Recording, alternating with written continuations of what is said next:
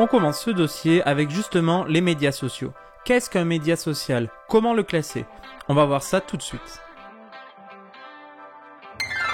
Les médias sociaux regroupent l'ensemble des plateformes digitales sur Internet qui permettent à leurs membres d'interagir, de publier des contenus et des commentaires. Il existe une classification des médias sociaux. Voici les différentes catégories. On parle des réseaux sociaux, des blogs, des forums et des wikis. Je propose qu'on fasse un point sur ces différentes catégories. On commence avec les réseaux sociaux. Les réseaux sociaux désignent des plateformes d'échange entre internautes sous forme de réseaux. Les internautes peuvent créer une page personnelle sur ces réseaux afin de partager des contenus et communiquer avec leur réseau d'amis, de connaissances ou leur réseau professionnel. Alors voici quelques exemples que vous connaissez tous comme Facebook, Twitter, Instagram ou LinkedIn qui est un réseau social professionnel. Ensuite, il y a les blogs.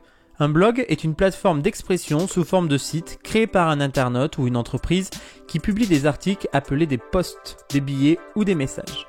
Le blogueur a la possibilité d'organiser les billets en catégories et de les afficher dans un ordre chronologique du plus récent au plus ancien. Voici un exemple de blog. Il s'agit d'un blog de sciences destiné essentiellement à des enseignants en sciences. Sur ce blog, l'auteur publie des billets, des posts, dans lequel il recense l'actualité du monde de la science. Il y a des vidéos, il y a tout un tas de contenus. Il y a également un mur de mots que vous pouvez voir sur la droite.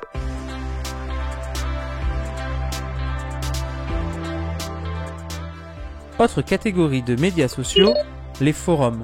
Un forum désigne une discussion publique en ligne ou privée dans certains cas, sur laquelle les internautes peuvent poser des questions, partager des expériences et discuter de sujets d'intérêt mutuel. Un forum se présente sous forme de fil de messages organisés par thème. On parle alors de topics. Le premier message ou post d'une file de discussion est publié par un internaute qui définit la discussion, puis les internautes répondent à la suite. Les réponses se font en différé et sont archivées, à la différence d'une messagerie instantanée. L'accès à un forum peut être gratuit ou payant. La plupart du temps, il faut créer un compte utilisateur pour participer aux discussions du forum, en choisissant un nom d'utilisateur, c'est-à-dire un pseudo, ainsi qu'un avatar, qui est une photo de profil. Il est nécessaire de définir des règles de bonne conduite et de rédiger une charte d'utilisation du forum, et de prévoir des modérateurs ou des administrateurs qui vont gérer et réguler les propos diffusés. Voici un exemple de forum. C'est un forum sur le marketing. Alors, il est organisé avec différentes pages. Quand on clique par exemple sur la stratégie de marketing internet, on va trouver plusieurs sujets ou des topics.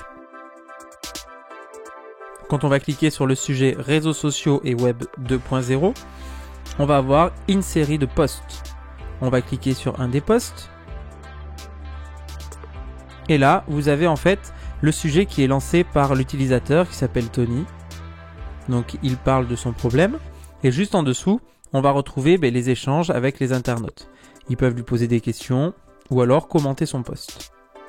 À chaque fois, l'internaute est identifié avec son pseudo et sa photo de profil qu'on appelle avatar.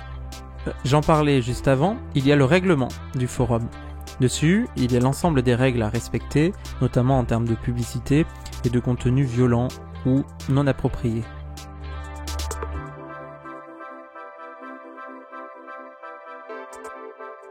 Enfin, il y a les wikis.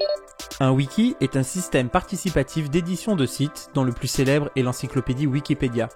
Un wiki permet de rassembler les connaissances sur un support commun à tous, corrigeable et réorganisable par tous.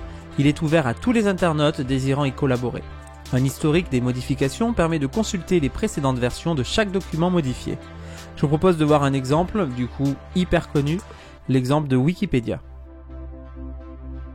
Alors Wikipédia c'est quoi? C'est l'encyclopédie du web qui est libre et qui est créée par tous. Actuellement, vous pouvez le voir, il y a plus de 2 millions d'articles sur Wikipédia avec un moteur de recherche. Si je tape le mot marketing, je vais tomber sur la fiche Wikipédia du marketing. Et donc ici, je vais avoir un descriptif du marketing et un menu me permettant de consulter diverses rubriques en lien avec le marketing. Et toutes ces rubriques ont été créées par les internautes. Quand vous remontez tout en haut, vous avez un onglet historique. Quand vous cliquez dessus, vous avez l'ensemble des modifications réalisées sur cet article. Et si je clique sur une des modifications, comme celle-ci,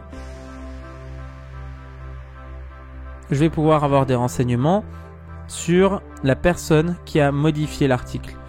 Et là, on a toute une série d'informations qui sont également données par la personne. Alors, pour résumer, les différentes catégories. On a tout d'abord les réseaux sociaux, que vous connaissez tous, les blogs, les forums et les wikis.